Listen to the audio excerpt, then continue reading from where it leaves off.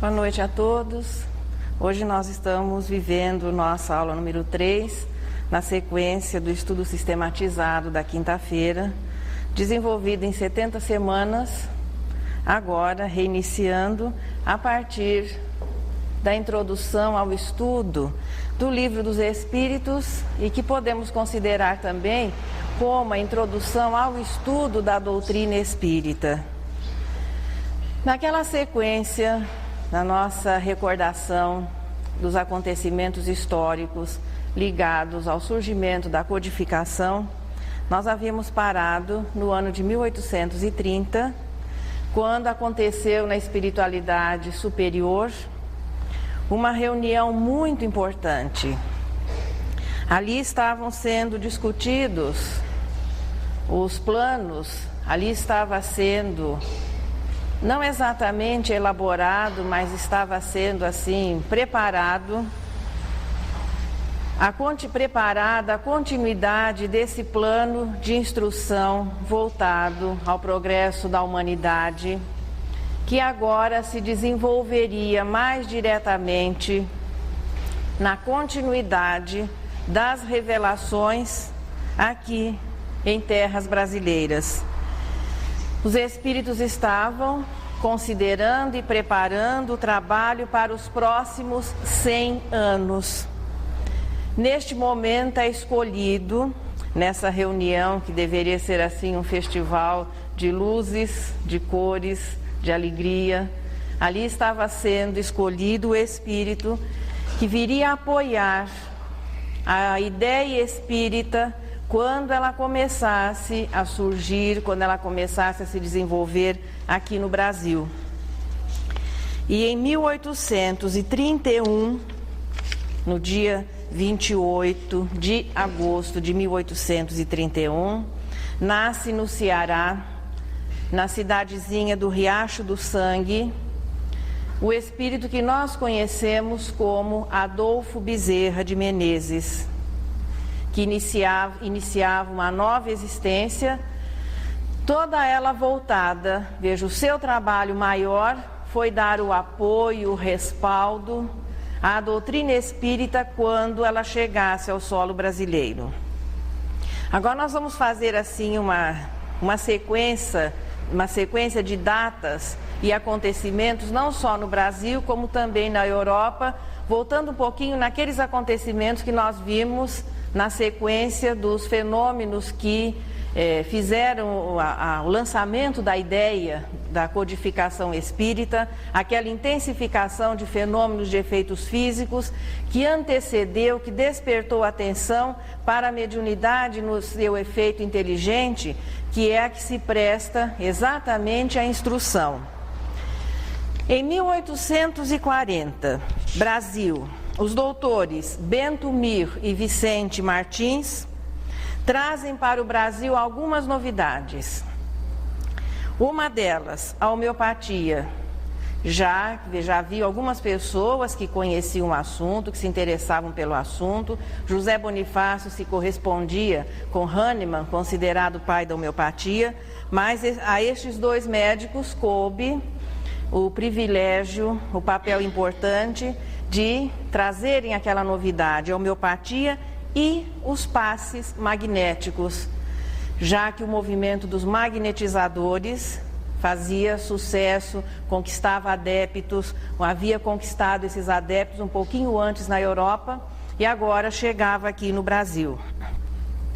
1848, nos Estados Unidos, os fenômenos de Hydesville, quando as meninas Kate, Margaret e Lynn conseguem estabelecer uma comunicação com o espírito Charles Rosner, sendo esse acontecimento, essa comunicação através das pancadas, que abre assim, seria a avant-première daquela possibilidade de que todos os espíritos podem se manifestar, que indefinido é o número dos que podem se comunicar, o senhor Charles Rosner representando não mais anjo ou demônio, mas apenas gente como nós.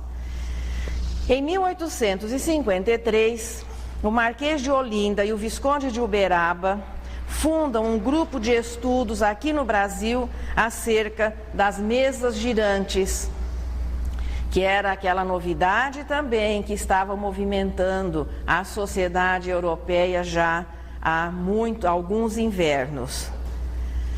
1855, na França, é quando o senhor Fortier, que havia sido colega de Kardec no estudo do magnetismo, encontra com Kardec, ainda ali apenas o professor Rivaio, e vai contando as novidades das mesinhas que davam as respostas, que se movimentavam, mas o senhor Fortier não conseguiu despertar a curiosidade do pesquisador, quando em 1856, ainda na França, é quando o professor Rivaio encontra com o seu amigo Carlotti, e esse acabou sendo mais convincente, e o professor Rivaio acaba se sentindo curioso e vai participar de uma reunião onde os espíritos se comunicavam através dos objetos àquela época, as mesinhas que giravam e davam respostas inteligentes. Um ano depois, em 1857, no dia 14 de abril, surge a primeira edição de O Livro dos Espíritos. A partir daí, o trabalho vai se tornando cada vez mais intenso e a divulgação da ideia começa a se corporificar. Em 1860, aqui no Brasil, surgem as primeiras publicações espíritas nos jornais, cabendo a Luiz Olímpio Teles de Menezes, na Bahia, ser o responsável por esse início da divulgação da mensagem espírita através da imprensa. Kardec foi informado desses acontecimentos e naturalmente recebe a notícia com muita simpatia e, temos a certeza, com muita alegria, por sentir que a ideia estava já ultrapassando os limites da França, estendendo-se além da Europa e já formando adeptos e começando a se estruturar no continente americano. 1873. É bom quem estiver anotando, isso costuma cair no vestibular, viu? De repente a gente, por esquecer uma datinha dessa. Então, 1873, surge o grupo Confúcio, dedicando-se aos estudos espíritas, e ali foi o celeiro das futuras sociedades, dos futuros agrupamentos. Este grupo, contudo, durou apenas 3 anos. Mas em 1876, ele renasce através dos membros remanescentes, alguns que já haviam participado do grupo anterior, o grupo Confúcio, outros que vão se juntando a estes, despontando os nomes de Bittencourt Sampaio e Antônio Luiz Saião, na Sociedade de Estudos Espíritas Deus, Cristo e Caridade. Não se economizou em nome. Vários grupos e associações começam a surgir a partir daí. Mas o que ocorria é que elas trabalhavam isoladamente, cada uma procurando cumprir o seu dever, naturalmente as pessoas se esforçando muito, porque era uma ideia nova, que contrariava tudo aquilo estabelecido até então pelas religiões, que naturalmente enfrentava uma reação contrária. Mas estes companheiros dessa primeira jornada conseguiram fazer com que a ideia pudesse manter-se e começar a se expandir, os grupos começando a se multiplicarem. 1880, a Sociedade Espírita Fraternidade passa também a compor esse primeiro ensaio de movimento. Em 1883, o português Antônio Elias da Silva funda a revista Reformador, hoje ligada à Federação Espírita Brasileira, e que é, entre os periódicos, não apenas os religiosos brasileiros, o que se manteve atuante ininterruptamente durante o maior tempo. O Reformador é a revista mais antiga que nunca parou de circular nesses anos todos, já é centenária. 1884, Elias da Silva, Manuel Fernandes, Pinheiro Guedes fundam a Federação Espírita Brasileira, com sede na capital do Brasil, naquela época, o Rio de Janeiro. Apenas que o nome Federação Espírita Brasileira ainda não significava a liderança do movimento. Era apenas um centro que fazia atendimento fraterno, que trabalhava na assistência social, mas a ideia espírita cada vez mais se fortalecia através desses grupos, dessas sociedades que iam se espalhando pelo solo brasileiro. Onde estava Bezerra de Menezes? A essa altura, 1884, ele havia nascido em 1831, se eu não me enganei nas contas, 53 anos. O pessoal já sabe dos meus problemas com números, né? Pois é. Mas ele já havia tomado conhecimento da doutrina espírita. Bezerra de Menezes fora, assim, bem nascido, descendendo de uma família de fazendeiros, mas que logo, na infância de Bezerra de Menezes, sofrem grandes reveses financeiros, e é com muito sacrifício que o jovem Adolfo consegue terminar a sua faculdade de medicina no Rio de Janeiro.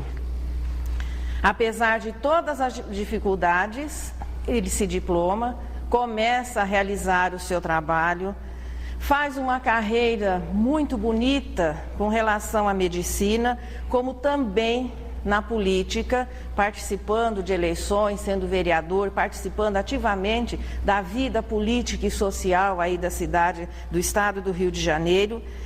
Dedica-se ao jornalismo, torna-se conhecido pelos seus atos de bondade, desprendimento, pela maneira como exercia a medicina em determinada ocasião, havendo receitado para uma cliente, sentindo que a pessoa não tinha como mandar aviar a receita, ele tira o anel de formatura e entrega para a pessoa. Hoje em dia parece que anel de formatura não é alguma coisa muito assim prestigiada, mas naquela época era um valor muito grande, não no aspecto material, não, no aspecto afetivo, por aquilo que ele representava. A família de Bezerra de Menezes até se preocupava, porque ele trabalhava e o dinheiro que chegava era sempre pouco, porque ele não tinha coragem. Se a pessoa não tinha dinheiro, receitar o remédio, além de atender, muitas vezes de graça, ainda dava o dinheiro para a pessoa comprar a receita. Por isso ele era conhecido como médico dos pobres. No dia 16 de agosto de 1886, depois de tomar conhecimento daquela ideia que vinha surgindo, ganha um livro dos Espíritos de presente, e quando na noite em que ele lê o livro de capa a capa, ele já nota uma coisa interessante: ele era espírita sem saber. Porque tudo aquilo que o livro lhe trazia de informações era a maneira como ele pensava e a maneira como ele vivia. E a partir daí, para que se sentisse em paz com a sua consciência, ele se declara espírita diante de um público numeroso que lotava as dependências de um teatro, onde se efetuou a cerimônia, e ele faz uma declaração pública da sua convicção espírita. Hoje parece que isso é alguma coisa assim. Qual o problema de nós falarmos na frente de 2.000 ou de 1.000 pessoas que somos espíritas? A bem da verdade, até dá um status. Hoje, ser espírita, muitas vezes, a pessoa passa a ter assim, ser olhada com uma maneira diferente, mas naquela época, essa não era a realidade. Ali ele estava jogando toda uma vida dedicada à medicina, toda uma vida dedicada ao trabalho na política, toda uma vida dedicada ao jornalismo, que eram os pesos colocados na balança onde ele punha a sua convicção espírita. Ele escreve artigos espíritas no jornal O País sob o pseudônimo de Max. Esse era o pseudônimo jornalístico de Bezerra de Menezes. 1889 vinha chegando, e dia 15 de novembro, a proclamação da República, e na primeira Constituição, um probleminha para os espíritas acontece. A prática espírita é considerada ilegal, E o espiritismo poderia sofrer um prejuízo a partir do momento que fosse relegado à ilegalidade. Foi o primeiro motivo para que os espíritas se unissem e se sentissem fortalecidos para que essa primeira batalha pudesse ser vencida. E a partir de movimentos populares, esse artigo é reconsiderado e os espíritas puderam, a partir daí, viver, praticar dentro dos preceitos da sua crença, sem perseguições ou sem qualquer tipo de discriminação, pelo menos oficializada pelas leis. Em 1895, Adolfo Bezerra de Menezes assume a presidência da Federação Espírita Brasileira, agora já transformando-se em órgão unificador, centralizador de todas as casas espíritas, do espiritismo no Brasil, e é criado o Conselho Federativo Nacional. A Federação Espírita, hoje com sede em Brasília, é o órgão unificador no aspecto federativo. O Conselho Federativo é formado por representantes de todos os estados.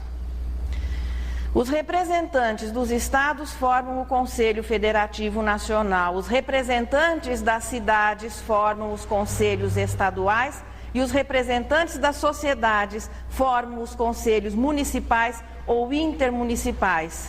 E os órgãos que lideram esses conselhos, formados por estes representantes, recebem de alguns nomes, no caso, na nossa região aqui, União das Sociedades União Intermunicipal Espírita, bom, agora é USE, agora é diferente, União das Sociedades Espíritas Intermunicipal. Temos a União das Sociedades Espíritas Municipal com sede em São Paulo. E esses órgãos formam a Federação Espírita Brasileira, sendo que o movimento espírita é um modelo de democracia. Não existe uma continuidade no sentido assim que alguém assume a liderança e depois aquilo vai passando de geração em geração, não.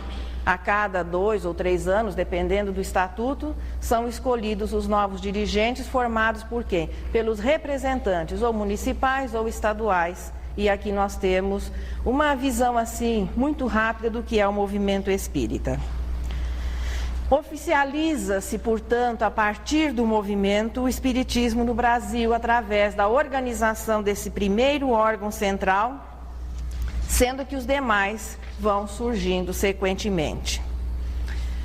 A visão de Bezerra de Menezes com relação ao assunto, à palavra unificação, a importância de as pessoas se unirem, e não exatamente naquele sentido de combater as outras religiões, mas essa união é muito importante no sentido de se facilitar a divulgação do ensinamento.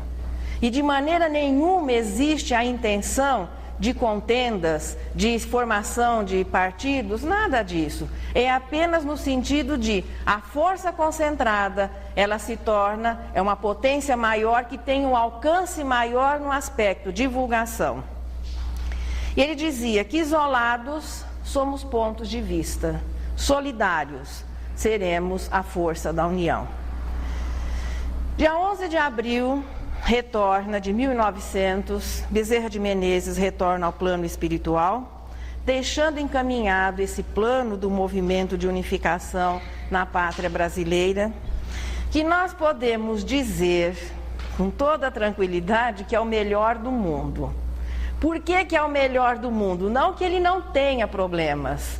Evidentemente, veja, as famílias têm problemas, os grupos sociais têm problemas, as sociedades espíritas têm problemas que são formadas por quê? Pelas pessoas. E as nossas imperfeições é que são o motivo das dificuldades de relação.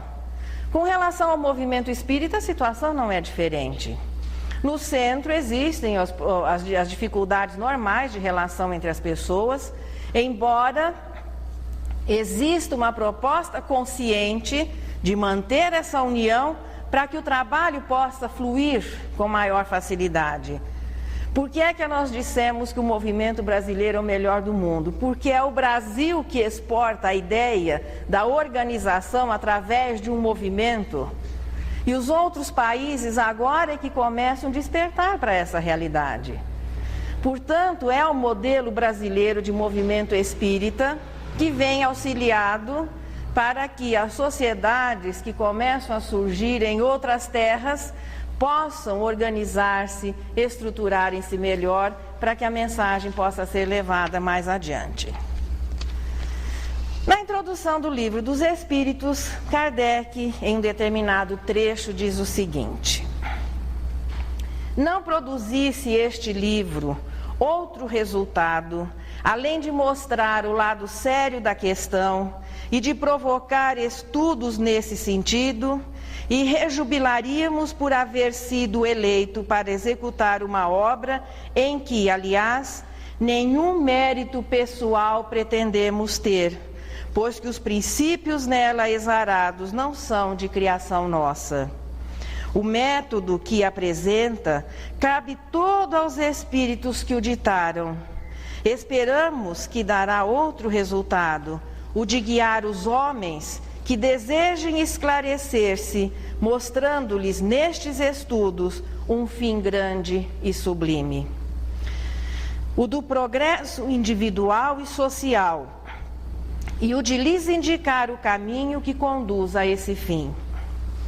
Sendo este caminho preenchido pelos seres de todas as ordens do mundo invisível, e estes seres não são mais do que os espíritos dos homens nos diferentes graus que levam à perfeição. Allan Kardec.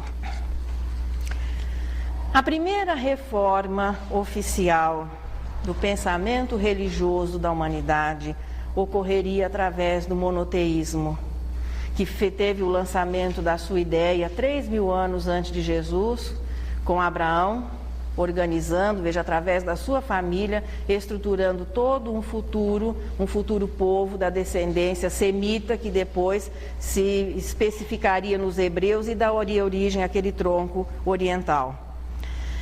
A segunda reforma, a primeira, lançamento da ideia com Abraão, e depois a oficialização através do Decálogo, em que os 2 primeiros parágrafos falam acerca de Deus, da unidade divina e a nossa relação para com Deus.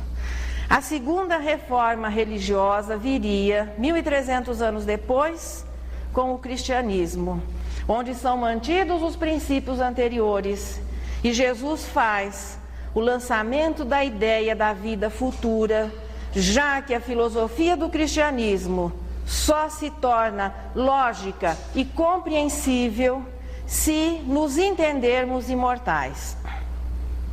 A terceira reforma viria 1857 anos depois, onde fica bem clara, veja, são mantidos os princípios anteriores e a imortalidade que vai se processando através da reencarnação, colocando nos ombros de cada um de nós a responsabilidade pelos nossos atos e o nosso progresso individual.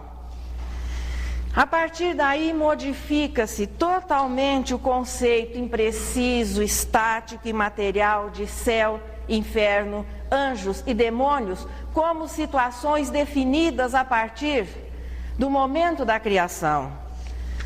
Transformam-se esses conceitos em uma sequência lógica e natural, uma escalada evolutiva que é o progresso individual de cada alma e que vai dependendo do seu esforço para que se cumpra num tempo maior ou menor e para que vá sendo, de uma certa maneira, economizado o sofrimento. Quanto mais o espírito entende qual é o seu papel, quanto mais ele participa do seu progresso, ajustando o seu pensamento, ajustando suas atitudes às leis morais, ele vai assim suprimindo fases dolorosas, porque errando menos, o sofrimento vai se tornando menor. E quanto mais o espírito participa do seu progresso, quanto mais ele tem consciência dessa realidade, mais rápido ele vai atingir a perfeição relativa que é concedida ao espírito. Deus considerou a humanidade a partir do século XIX, quando alguns conceitos científicos já nos davam assim uma informação mais precisa acerca da matéria. Era a hora em que a humanidade deveria ser informada que a matéria era apenas um aspecto da realidade, que existia um universo espiritual e que o espírito é o representante dessa dimensão, sendo esta a realidade verdadeira. Aquilo que nós enxergamos, aquilo que nós tocamos é temporário. Aquilo que nós não vemos, aquilo que nós não conseguimos com os sentidos identificar, este é a verdade, este é o que permanece. Era o momento em que a humanidade já podia ser recordada e informada com maiores detalhes acerca do que é Deus, que recebe a partir da codificação espírita a melhor definição até então: inteligência suprema e causa primária. Aquelas eternas perguntas: o que sou, de onde veio, para onde vamos, passam a ser devidamente explicadas à luz da nova filosofia. E o Espiritismo viria a preencher, veja, esse espaço vago, o elo incompleto que as religiões não conseguiam aprofundar, não conseguiam explicar. A doutrina espírita viria a preencher esse vazio e nós teríamos condições, como temos na atualidade, de compreender o mecanismo simples da vida. O corpo é temporário, a alma, a partir do momento que é criada, ganha a eternidade e o nosso progresso vai sendo realizado em etapas. Tudo dentro de uma normalidade, de uma tranquilidade. Deus não tem pressa, porque Ele sabe que nós somos perfectíveis, Ele já nos criou assim. Quem deve ter pressa somos nós.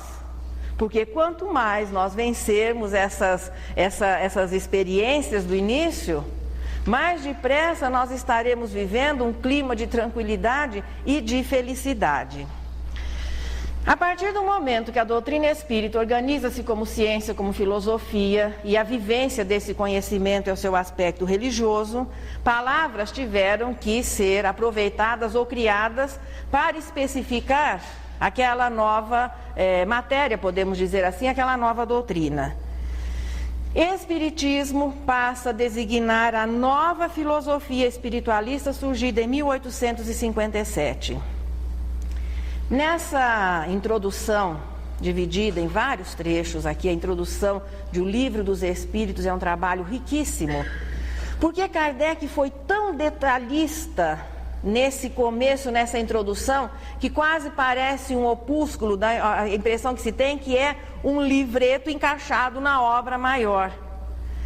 Ele estava fazendo a apresentação da ideia. Hoje, a maioria de nós, quando vai ler a introdução do Livro dos Espíritos, acaba muitas vezes já leu o livro, já foi informado, e parece que há uma repetição de informações. Mas é normal que quando se comece a ler um livro, nós olhemos a capa, depois a gente abre, dá uma olhadinha naquelas orelhinhas assim, vai vendo o título, as pessoas que compõem o livro, vamos ver a introdução, que é a apresentação da ideia, e o leitor normal faz isso. Tem alguns que vão lá no fim para ver como é que termina a história, né? Depois ele lê o começo. Mas o normal é que a gente faça a sequência oferecida pelo escritor para que possamos acompanhar o raciocínio, o pensamento. A palavra espiritismo, portanto, passa a designar a nova filosofia espiritualista, e aqui é o momento, já que nós vamos iniciar o nosso estudo da doutrina espírita, de acertar algumas coisas. Quando alguém nos faz uma pergunta: qual é a sua religião? Você diz assim: sou espiritualista. Você não informou nadinha. Apenas você disse que não é materialista. Todas as religiões são espiritualistas. Espiritualismo é a designação genérica de tudo que não seja materialismo. Espiritismo é a doutrina que tem como princípio as relações com o mundo espiritual e que se apoiam nos livros básicos codificados pelo professor Hippolyte Léon Denisard Rivaio, que no trabalho espírita usa o nome de Allan Kardec. Toda e qualquer crença religiosa, além da doutrina espírita, é espiritualista também. E a doutrina espírita tem a sua base a partir da codificação kardeciana. Não é necessário nos identificarmos, sou espírita de mesa branca. Espírita é a história do mel puro, lembram-se? Mel é mel, se não for puro, não é mel. Espírita, só existe aquele a partir dos princípios. Se a mesa é branca, marrom, com toalha de crochê ou toalha de plástico, isso não tem diferença nenhuma. Então não há necessidade de nos identificarmos espiritismo de mesa branca. Não existe espiritismo com mesa nenhuma. Outras religiões podem ter alguns princípios espíritas na sua filosofia, mas é espírita só. A palavra alma também teve que ser definida dentro dos conceitos espíritas. Veja, ela foi aproveitada, ela já existia. Só que a partir daí ela passa a designar o ser imaterial individual que reside em nós e que sobrevive ao corpo. A alma é um ser moral, distinto, independente da matéria e que conserva a sua individualidade após a morte. Alma como agente de vida material, alma como princípio genérico da vida espiritual não fazem parte ou não têm esse significado na doutrina espírita. Alma e espírito são palavras sinônimas, as duas têm o mesmo significado. Kardec dedica ainda uma parte, veja, ele se estende num trecho bem grande da introdução, falando um pouquinho acerca dos efeitos físicos que foram, veja, foi através do efeito físico que aqueles movimentos todos aconteceram, os espíritos puderam atropelar a humanidade terrestre, porque não eram mais os terrestres que buscavam evocar os mortos, eram os mortos que vinham, olha, nós estamos aqui. Então a Kardec se estende um pouquinho mais comentando esses fenômenos e a maneira como eles acontecem, porque o trabalho maior viria depois no Livro dos Médiuns. Então ele faz uma apresentação da ideia. Por que é que os fenômenos de efeitos físicos antecederam àqueles de efeito inteligente? Porque foi muito importante que se reconhecesse, se admitisse a possibilidade de um espírito desencarnado, de um ser incorpóreo, interferir na matéria de maneira objetiva, para que quando a mediunidade começasse a florescer mais intensamente num efeito inteligente, cujo fenômeno ocorre, podemos dizer assim, no interior do médium, é, portanto, um fenômeno objetivo como de efeitos subjetivo, como de efeitos físicos, é um fenômeno objetivo, você está enxergando a atuação do espírito, claro, através dos fluidos que ele empresta do médium. Mas para que quando o médium tomasse o lápis entre suas mãos e o pensamento do espírito viesse vazado através das palavras, através das frases, ou quando ele fosse o intérprete através da voz, ou quando ele captasse através da vidência cenas do mundo espiritual, ou quando ele conseguisse alcançar sons do mundo espiritual através da audição, que não houvesse dúvida que ali existia a interferência, ali existia a participação de uma inteligência distinta, de um ser incorpóreo, tanto quanto existia naquela mesa que se movimentava e nós enxergávamos com os olhos a atuação direta dos espíritos na matéria. O parágrafo 6º, nós estamos assim comentando alguns trechos, porque se fôssemos comentar a introdução todinha, nós teríamos aí, bom, na próxima passada a gente pode estender para 100 semanas e aí dá para comentar mais, parar um pouquinho mais, detalhar mais. Mas por enquanto nós estamos limitados nas 70, agora mais ainda, né? O parágrafo número 6º, Kardec o dedica todo à apresentação dos princípios espíritas. É um resumo, E nós, assim, realçamos esse parágrafo número 6 para vocês, porque é um resumo belíssimo da filosofia espírita. Nada foi esquecido em frases curtas e objetivas que definem e especificam toda a filosofia espírita. Deus, o universo, os espíritos e o mundo espiritual, a reencarnação, o perispírito, classes de espírito, o desencarne, relações entre os homens e os espíritos, a mediunidade, as evocações, definições simples e objetivas que merecem, assim, ser melhor conhecidas e aproveitadas. O espírito, portanto, é um dos trechinhos. Não é, pois, um ser abstrato, indefinido, só possível de conceber-se pelo pensamento. É um ser real, circunscrito, que em certos casos se torna apreciável pela vista, pelo ouvido e pelo tato. O parágrafo número 8 é todo ele dedicado a realçar a um aspecto muito importante da doutrina espírita e que às vezes desanima um pouquinho as pessoas, que é a responsabilidade com relação ao estudo.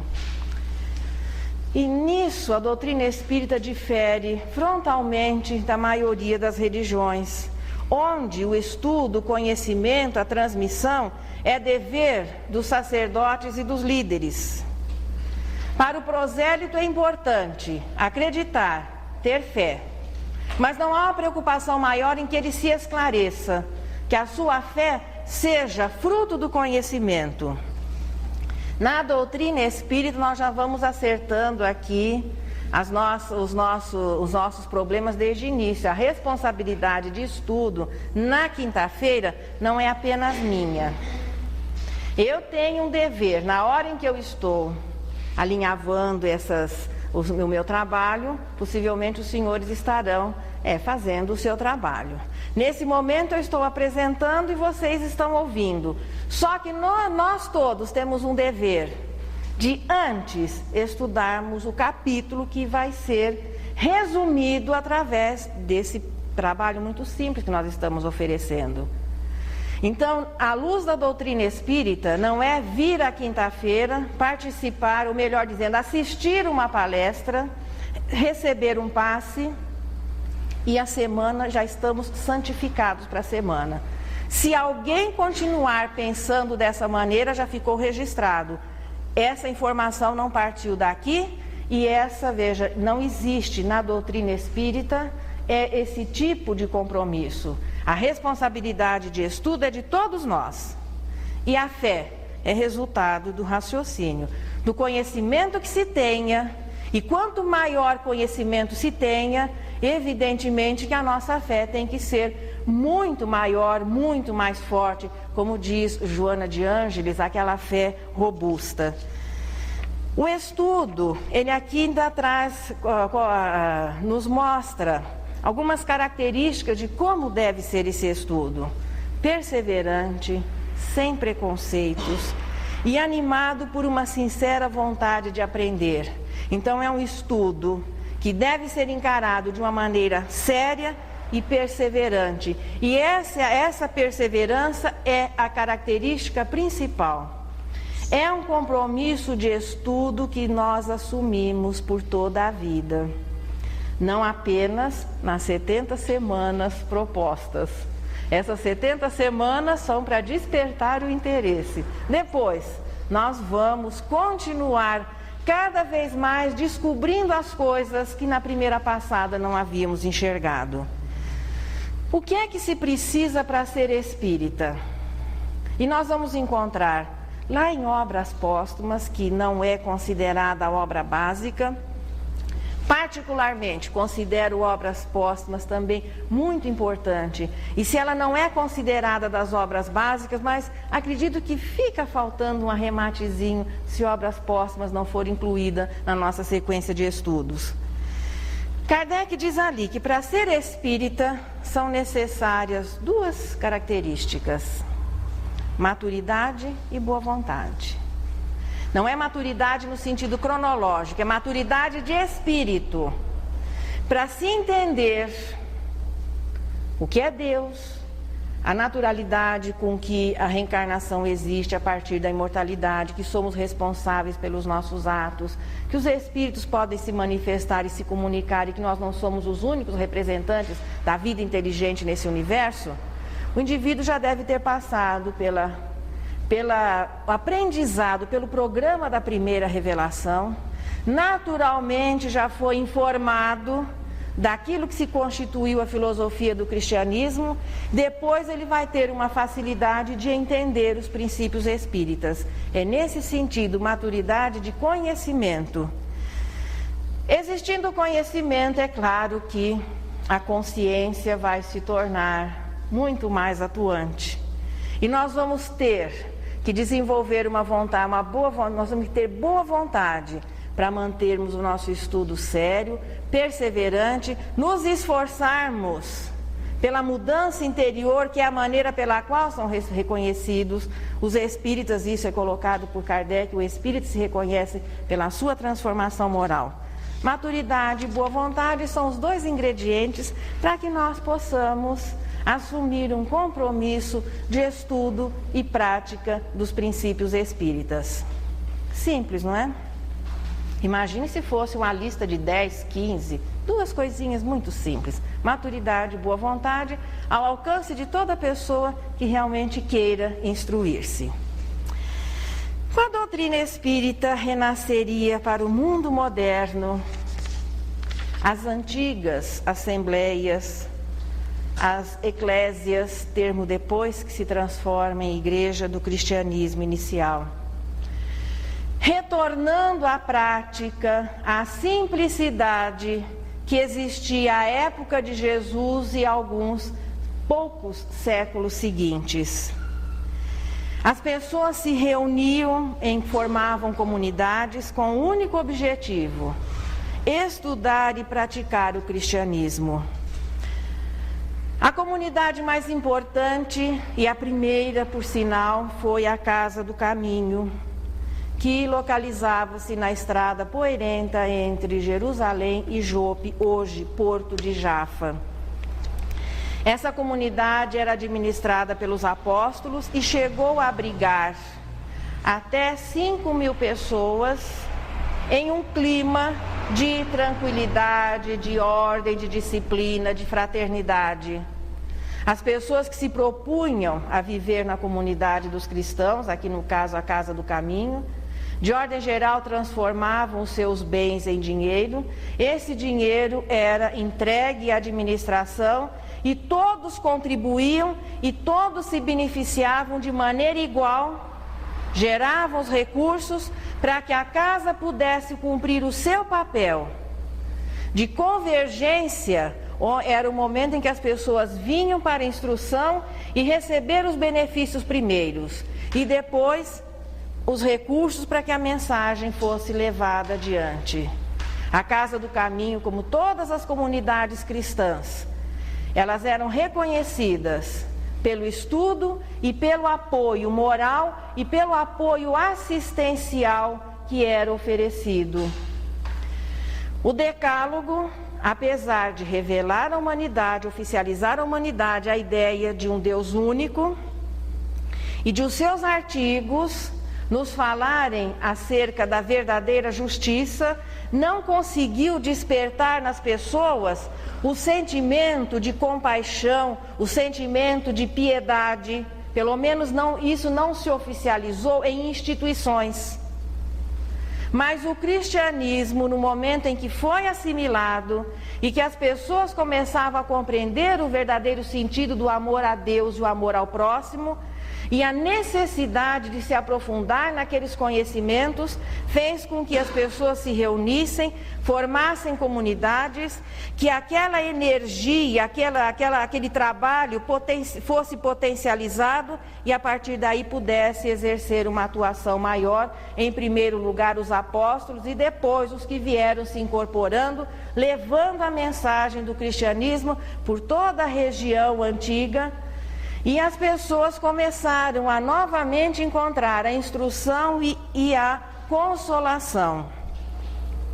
Depois, sempre existe um depois, Tudo isso virou a esquina chamada de Pedra. Quem gostar do assunto, é uma obra do Wallace Leal Rodrigues.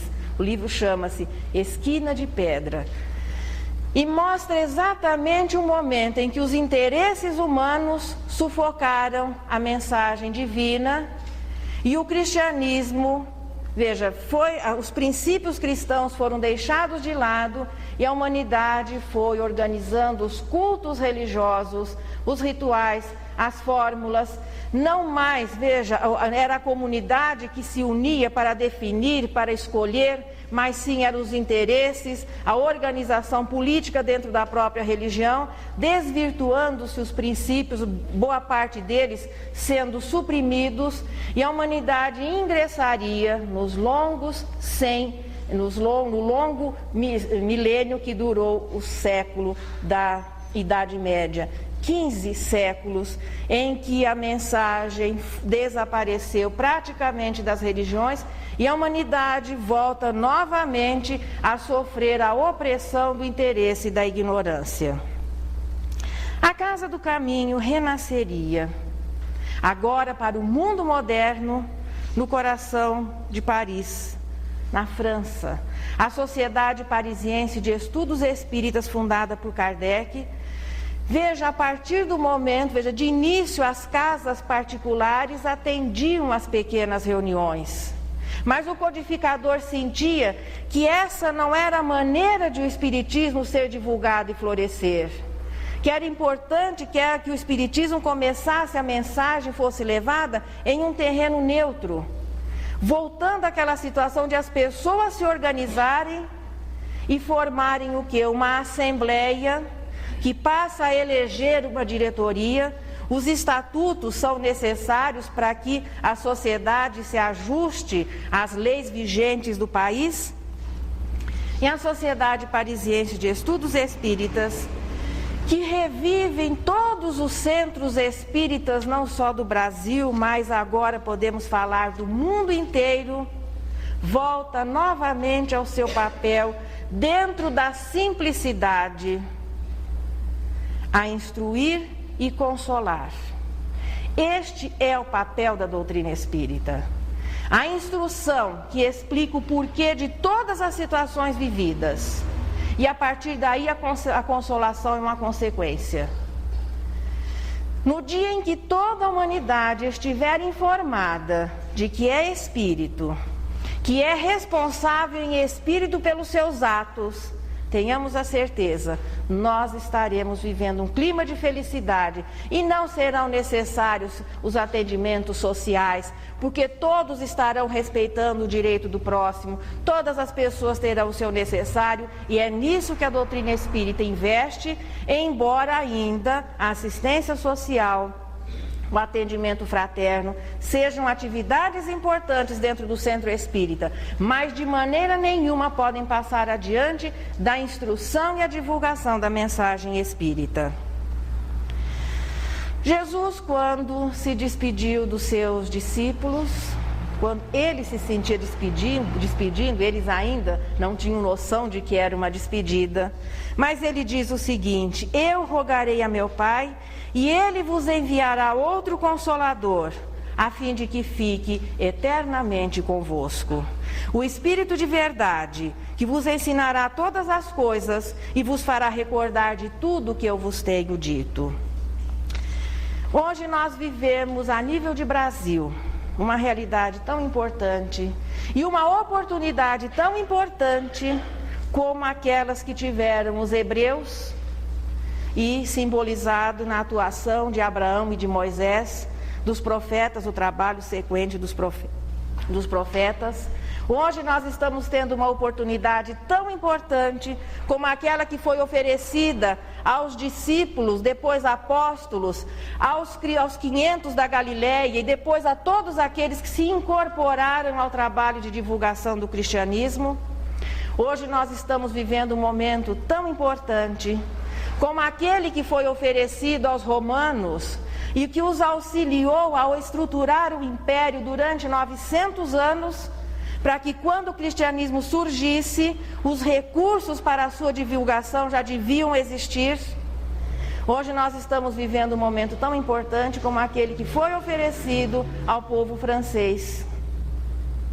Quando a França é o lugar escolhido, porque era um lugar propício, onde os recursos intelectuais, as facilidades eram maiores, a liderança cultural que a França exercia no Novo Mundo era inquestionável. Então foi oferecida também uma oportunidade de serem os divulgadores, de darem um apoio à ideia nascente. Hoje nós estamos vivendo, em termos de Brasil, essa mesma oportunidade. E lembrando de Duque de Caxias, naquela célebre passagem na Guerra do Paraguai, não é apenas o Brasil que espera que cada brasileiro cumpra o seu dever. É Jesus que espera que cada um de nós cumpra o seu dever, já que é no Brasil que encontramos no momento, pela nossa própria formação histórica, por não termos problemas maiores com relação aos problemas com países, na nossa formação histórica não existem registros maiores de interferência, de problemas com outros povos. Muito pelo contrário, nós somos o resultado da miscigenação de todos os povos desse planeta.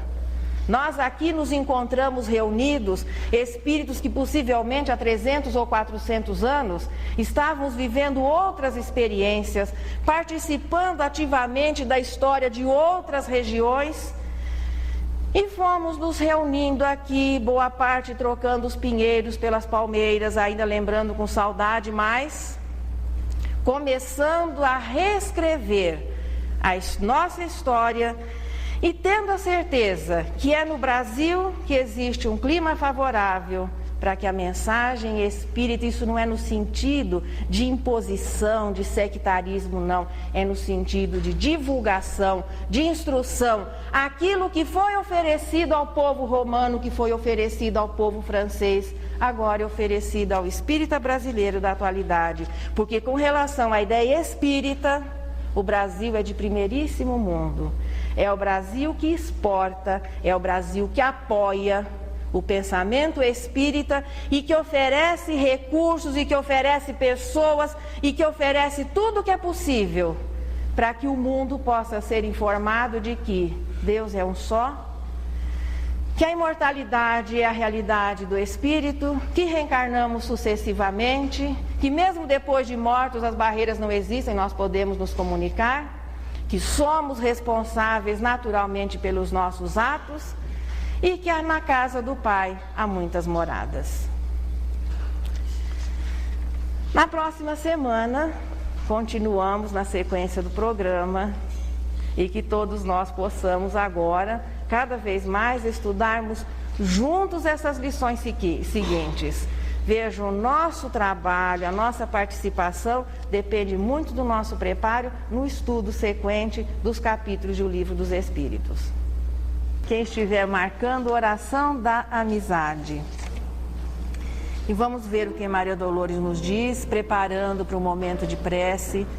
Lembrando que passe é terapia de emergência, o que promove a cura, o que nos faz assim, o que nos permite nos mantermos mais saudável é o esforço no bem. Mas vamos nos preparando para o passe. Ela diz o seguinte: agradeço, Senhor, cada afeição querida com que me deste a vida, alegria, esperança, entendimento, amor. Enaltece por mim a amizade que vem resguardar minha fraqueza em caridade infinda, sem perguntar, porque não posso ainda entregar-me de todo à prática do bem. Sê louvado, Jesus, pela criatura boa que me escolhe em caminho, estendendo-me paz, reconforto e carinho, toda vez que me encontra, auxilia ou perdoa. Faze brilhar no mundo o olhar brando e perfeito, que me tolera as faltas de hora a hora, que me percebe o anseio de melhora e me ensina a servir, sem notar meu defeito. Santifica na terra o ouvido que me escuta, sem espalhar a queixa e as aflições que faço, nos erros que cometo passo a passo, nos meus dias de mágoa, sombra e luta. Abrilhanta onde esteja aquele coração que me acolhe nos dons da palavra serena e nunca me censura e nem condena quando me vejo em treva e irritação. Recama de esplendor para a glória celeste a mão cuja bondade em júbilo proclamo, que me socorre e ampara aqueles que mais amo no refúgio do lar que me fizeste. A ti, Jesus, meu pálido louvor, pelo gesto mais leve e pequenino, das santas afeições que me deste ao destino, agradeço, Senhor.